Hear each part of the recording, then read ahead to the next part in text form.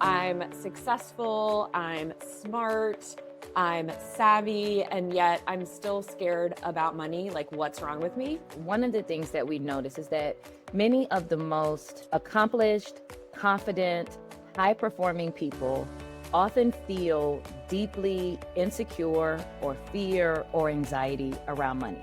You can be strong, you can be confident, you can be successful, and you can still be scared about money, but you are completely worthy of living a life of financial confidence and peace. And the paradox of this all is that you can be powerful and successful as a person in one area of your life and have fear and anxiety and insecurity in another.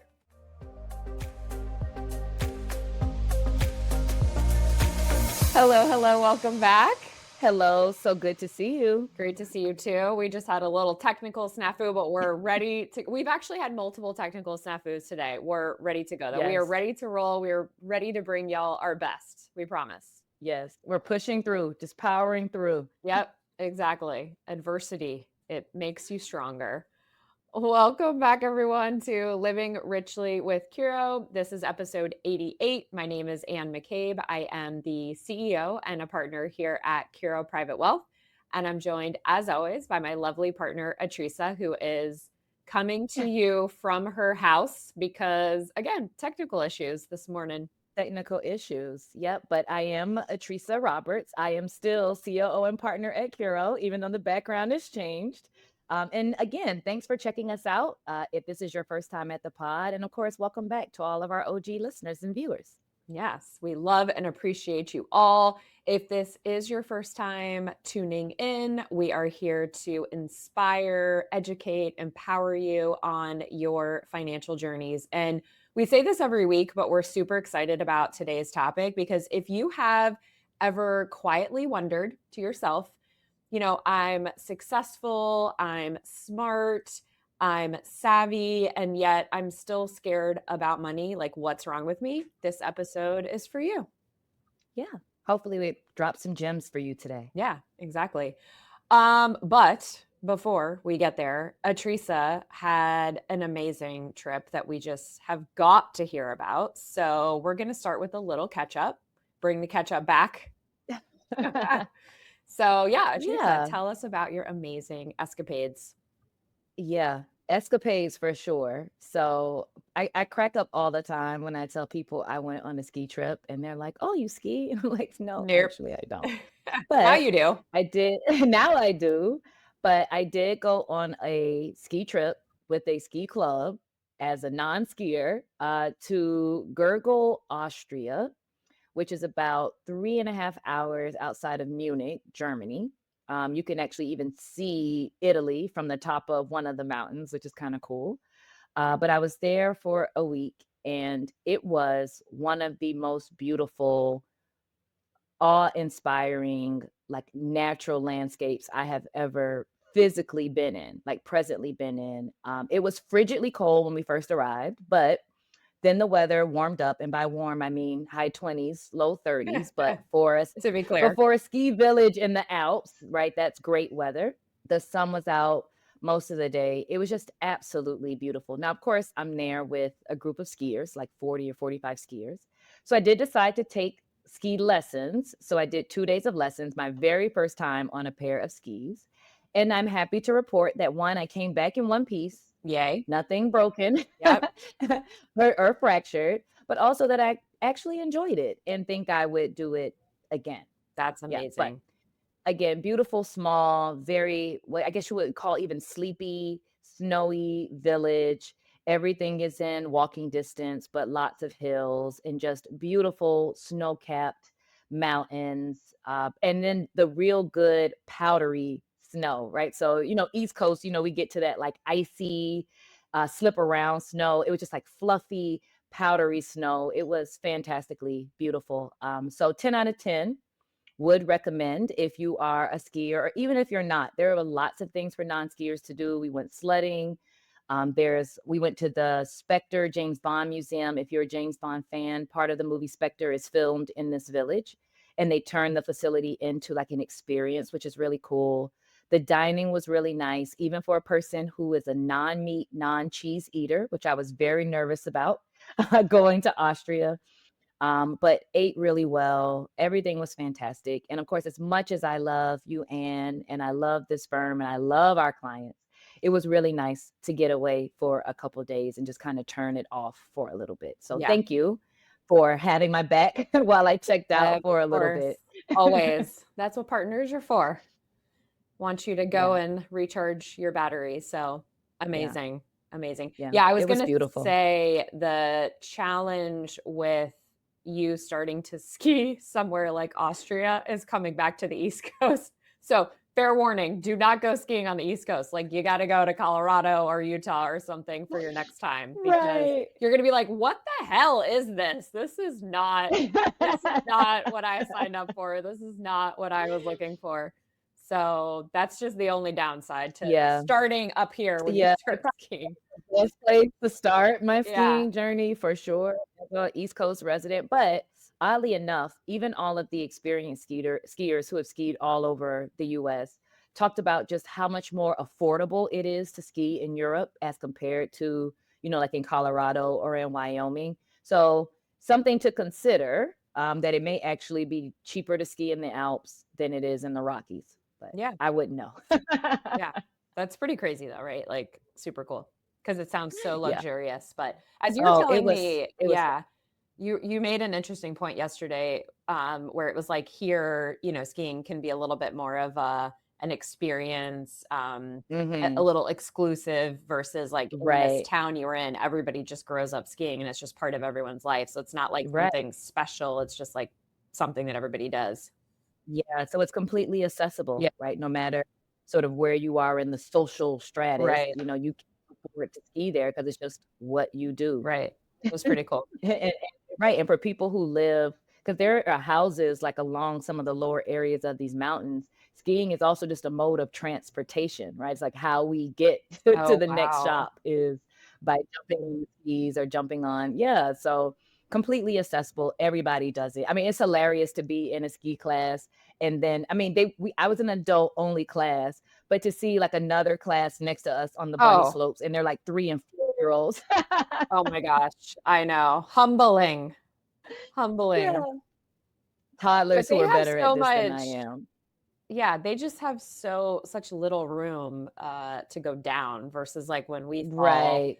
it's a much bigger deal. They're just so much closer to the ground than Yeah, we and they're are. more malleable, right? The Mhm. falls don't necessarily break things, and Yeah, that's, I think, the terrifying part is doing it as an adult. It's right. like, "Wait, if I fall, I could break a arm or a hip," or it's not just like bouncing up again. Yeah. There were a few people who got hurt while we were there.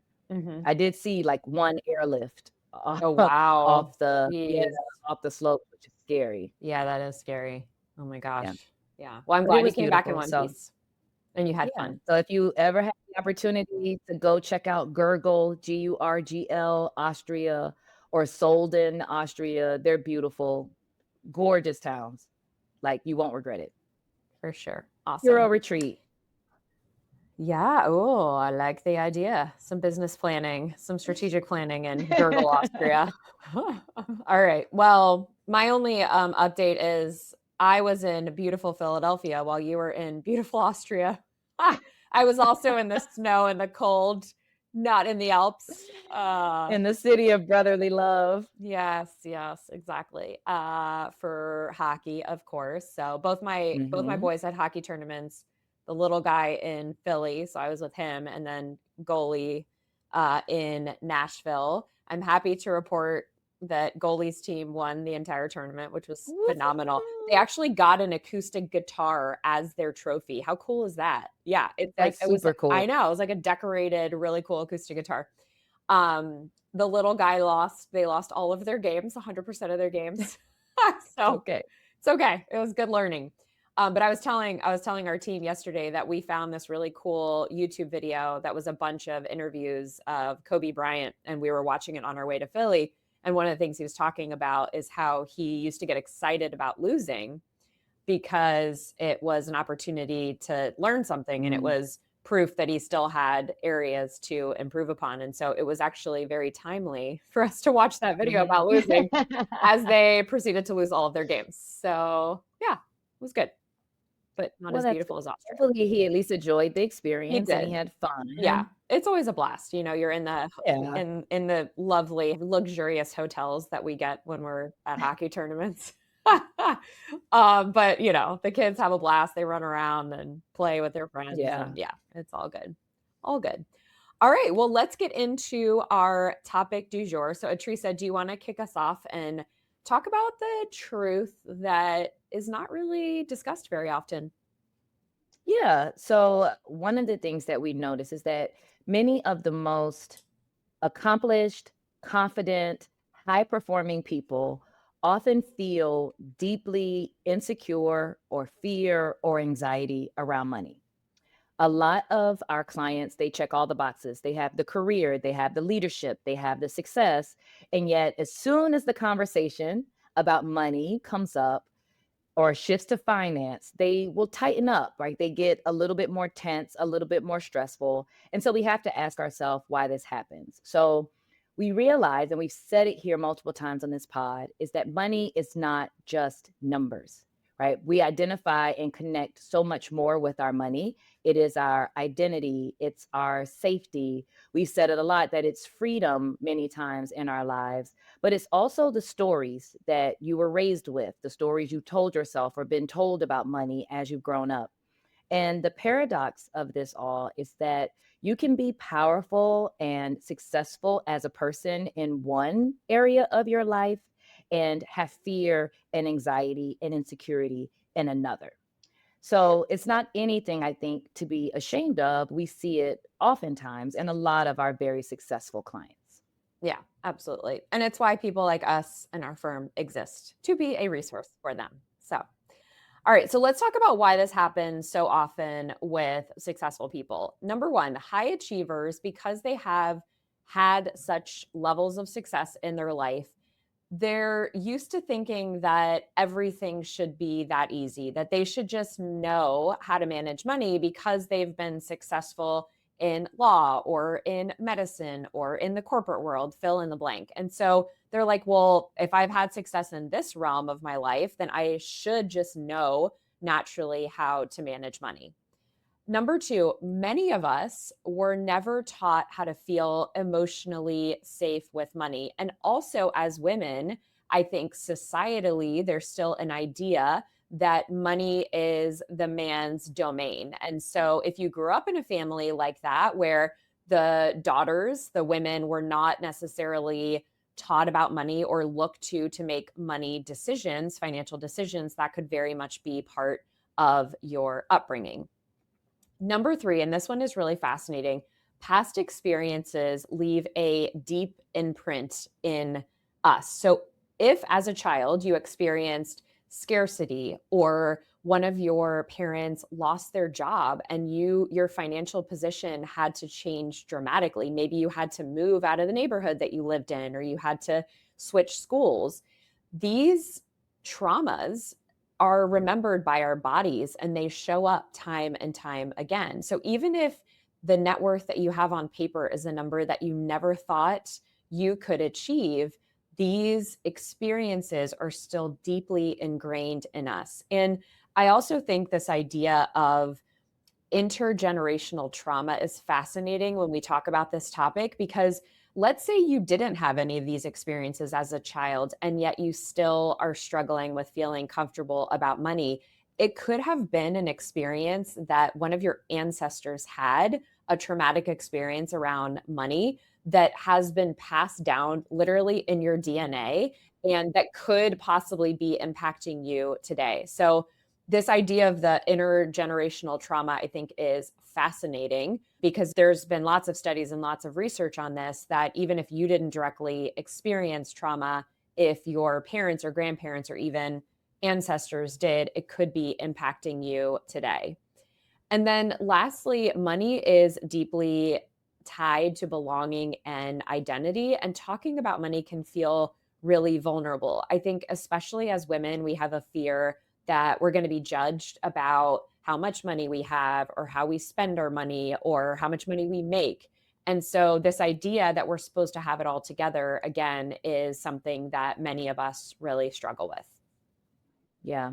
One of the questions that I like to ask prospects when I first meet with them, we talked about our discovery session in the previous episode, is what is their earliest memory of money? Like, what is the first time you realized money wasn't a thing? And so often you can connect the way people are managing or thinking about money now to those early stories, whether it was around not having enough of it, right? I realized very early on that we didn't have enough, or even from the fact that I grew up never having to think about it. People just always gave me money or paid for things. And a lot of those stories just carry through in the way we operate in money, even into adulthood. So it's really interesting to think that those early moments in your life still impact you and show up so many times in the way we relate in the world today. Yeah, it's crazy to think, right? Because many of us are Hmm. a few years past A few years. Just our childhood, just a few, it's and just fresh out of childhood. So. right, and yet, like, so we're decades out of childhood, and yet these experiences are impacting how we show up and the decisions that we make today, literally decades later. Like, it's crazy to me that that's the case, but it is. Yeah, I recently had a conversation with a retiree female client, and we were doing a rollover for her. And if you've ever done a rollover, you know, in many cases, the plan administrator will send the check to you, the participant, and then you will have to forward it. And she was so nervous about the amount of money. She was like, "No, I don't want to FedEx it. I'm going to drop it by your office. I have never seen this much money in my life." And she just kept telling me, she was like, "It feels like play money. It doesn't feel like it's real. Like growing up, I never had money. Like this kind of number doesn't even feel like a real thing to me." And this is a woman in her 70s, right? Who still just really couldn't connect because growing up, she had never even conceptualized that she could ever actually have that much money. So now we want to give you some tips on how we can reframe the story you tell yourself around money. So being scared about being or about money doesn't mean that something is wrong with you. Like we mentioned, it just means that you're human. Confidence in life doesn't automatically equal confidence with money, and that's okay. You don't need to be fearless to move forward. Again, we always talk about bravery is doing it scared.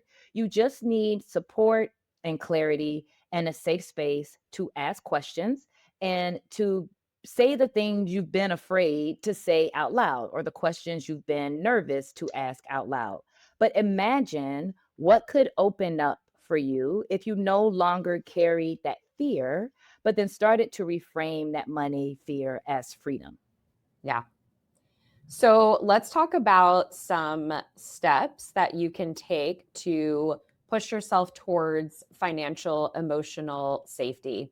The first one is to really take a moment to name the feeling that you are feeling. And this is actually something I talk with my kids about a lot. I am determined to raise, especially, future men who can talk about their feelings and can name their feelings. And oftentimes that tightness, when it shows up, the tightness that Atricia mentioned a moment ago, we just want to name it. So is it anxiety? Is it uncertainty? Is it shame or maybe pressure? The act of simply naming the feeling takes so much power away from it, and you can actually like feel your body change and the stress really change if you just give it a name. And I've been practicing this with my kids, and I will say that it is a very good exercise to do just in general, not exclusively for financial reasons. The second thing, we talk a lot about visualization, we talk about affirmations on this podcast, but we really want you to take a moment to visualize, what does your ideal relationship with money look like? So instead of focusing on what we are fearful of, let's imagine and really focus and put our energy into what we want. So, do we want to feel peace when we are thinking or talking about money? Do we want to feel empowered? Do we want to feel confident? Do we want to feel supported? And do we want our money to be supportive of the kind of life that we want to live? So, really getting clear, maybe writing it down, closing your eyes, imagining how you would show up if you were somebody who was really confident about your relationship with money. The third thing we want to talk about, or we want you to do, is really focus on momentum and direction, not perfection. So, we talk a lot about our personal struggles with perfectionism. We've been very open about this on the podcast, but likely if you are a high achiever, you probably have a relationship with perfectionism also. So instead of trying to be perfect, we just want you to take one small step in the right direction. So maybe that's having one conversation, or it's checking one thing off your financial list that you know you have had on the list for a while. Or maybe it's one question that you've had for a while and asking somebody who is skilled in financial management and who you trust. So think of working on your finances as self-care. There's so much focus out there about, taking a moment to have a bath at night, do a face mask or whatever. Like, think about this sort of work as self-care for your finances. And then lastly, remember that financial confidence is a skill. It's a muscle just like any other skill, which means we can learn it, we can practice it, and we can strengthen it. So, just to tie a bow on this idea and to summarize, if there's one thing that you take away from today's episode, it's this: you can be strong, you can be confident, you can be successful, and you can still be scared about money. But you are completely worthy of living a life of financial confidence and peace. So, we hope that one thing we shared today, if you have been feeling this way, can help you move in the right direction. Yeah, I remember, and I'll kinda share my own little previous money anxieties, but when you talk about which words, right, what you want your vision of the money to be, and I remember mine was confidence, but what I would always tell myself is that I want to get to the day where I don't have to check my checking account balance before I buy everything. Right, I don't wanna have to check to make sure that the money is there before I spend it, and for me, that was, like, the first step, like, if I can get there where I can confidently spend with being reassured that the money is gonna be there, then I know I'm moving in the right direction, so, start with something small, visualize what will make you feel different about your relationship with money. Yeah. On that note, I think for me, it was when I really started tracking my spending just so I would know where the money was going. Because we sit down with people all the time and we're like, okay, like, we're working on a retirement plan for you. How much are you spending? And people are like, I have no idea. I just know that I'm spending less than the money that comes into my bank account, which is a good first start.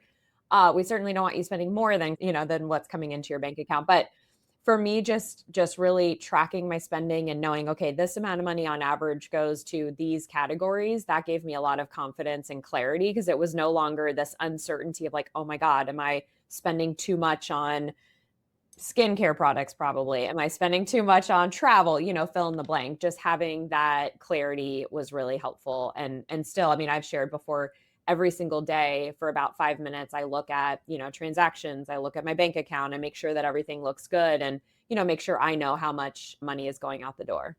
Yeah, it's a good tip. It can be a reality check as well. So starting the year, I've been trying to map out my own spending plan. And so going back through my top vendors on my credit card month by month. And there's the problem that DoorDash is consistently in the top five. So I've deleted DoorDash from my phone. Like, that's ridiculous. That should never be your top five vendor on a month by month basis. So it can also be a good reality check to help you kind of reset and restructure how you're spending, which is helpful. All right, time for closing thoughts. What you got? Why don't you start today? I started with my whole Austria story. Okay. Well, just because you have a way better update than I did. The day that I have a better travel update than you, which is gonna be never, I will start, I promise. So my closing thought is actually kind of to loop back around to that Kobe YouTube video that my little guy and I watched. So aside from the comment that he made about how winning was exciting, which was surprising to me, the other thing that he shared, which I had never heard this, and if you're a Kobe fan, you probably have, But when he was 10 or 11, he was playing basketball all summer long, and he did not make one single basket the entire summer. Not one. Not like, a free throw, 0 shots the entire or 0 baskets the entire summer. And the little guy and I were talking about, like, how different literally the world would be had little Kobe, when he was 10 or 11, decided after that summer that basketball was not for him, that he just wasn't going to be a basketball player. Like, you don't make a shot the entire summer. You could easily come to the conclusion as a 10 or 11-year-old that this is just not what you're cut out to be, right? Or to do. I mean, I'm sure he wasn't even thinking about being a professional basketball player at that point, but just like think about how different that one decision could have been if you had a fixed mindset and you said, okay, this is not for me. But instead, he obviously, we know, had a growth mindset. And so instead of quitting, he said, all right, I'm going to figure out what I need to work on, and I'm going to kind of map out a plan, which is incredibly mature of a 10 or 11-year-old. And so he took like 6 months to focus on shooting. And then he took the next 6 months to focus on his speed. And he would look at the top list of basketball players in his age group and kind of like study how they played and try to get better than just the next person on the list. That was really where the competition came in. So I thought that was really fascinating that here is, again, Kobe Bryant, who didn't make a single basket the entire summer. So this idea that he was born with some natural God-given skill, like maybe it came out later, sure, but he worked very hard to get to where he was. And so that's my closing thought of the day, is just let's remember to always have a growth mindset. And if something doesn't work out the way that you expect the first time, it doesn't mean it's not meant for you. It just means you're going to have to work for it, which is okay. Which is okay. Yeah. Sometimes it's gonna be harder than you expect. Yeah. That's a great reminder Yeah. of that. Who knew I was that like, Kobe wait, was a what? terrible basketball player I at 10? know. Can you even imagine? I'm like, not a single I mean, I can shoot a free throw. Like, I would have gotten multiple points over the summer, Right, at like least one at over least the course of a one over the summer. entire summer. When you're 10, 11, you're not 3, right? Like, I know. I Right. could not believe that. So there Yeah. you go. Well, thanks. Yeah. That's fantastic to remind ourselves about. Yep. All right, so my closing thought comes from my ski lesson.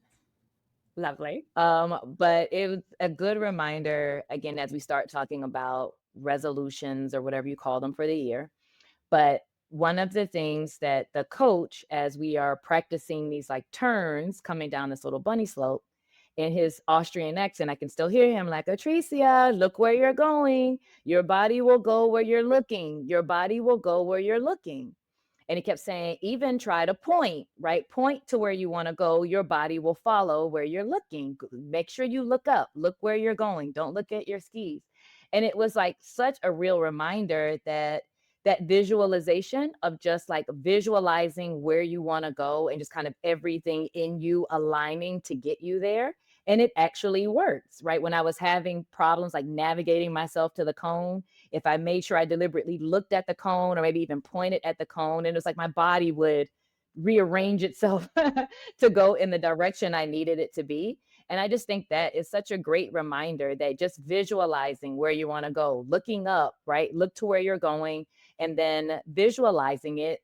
I mean, we like to say manifest. We're real woo-woo here, but even manifesting where you want to be, right? And being very visual and very open and keep that at the front of your mind all the time. And I think it translates, even like you keep telling yourself and looking to where you want to be, you build out a vision for where you want to go. And then somehow the universe and your body and everything, I think, finds a way to align to help get you there. Yeah. So that's my I closing love thought. that. Remember to look where you're going. Yeah. Look up and look where you're going. I love that. It reminds me when I rode horses when I was little, it was the same thing. You were always Hmm. supposed to like look, like if you're turning the horse to go to a jump, you're supposed to like Right. look up to over the jump. So yeah, I love that. Yay. Are they Yeah. still doing pizza slices and French fries like when I learned how to Yes. ski? Yeah, it's so Well, good. in Europe, they call it pizza and chips and Of not fries. course. Of course. Can I get some Pizza mayonnaise and with those chips. chips, please?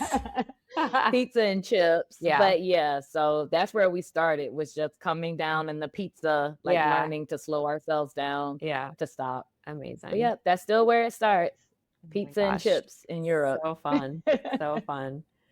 All right, y'all. Well, that wraps us for another week. Thank you so much. We always say we're so grateful for your time, for your attention. Reach out, let us know if you have any questions, if we can be supportive of you. Find us on Instagram at Curo Private Wealth. And until next time, Live richly. thanks again for tuning in. If you enjoyed today's episode, please be sure to subscribe and share it with someone who might benefit from it. Friendly reminder that this is for informational purposes only. For additional information, please visit us at www.curoprivatewealth.com. Until next time, live richly.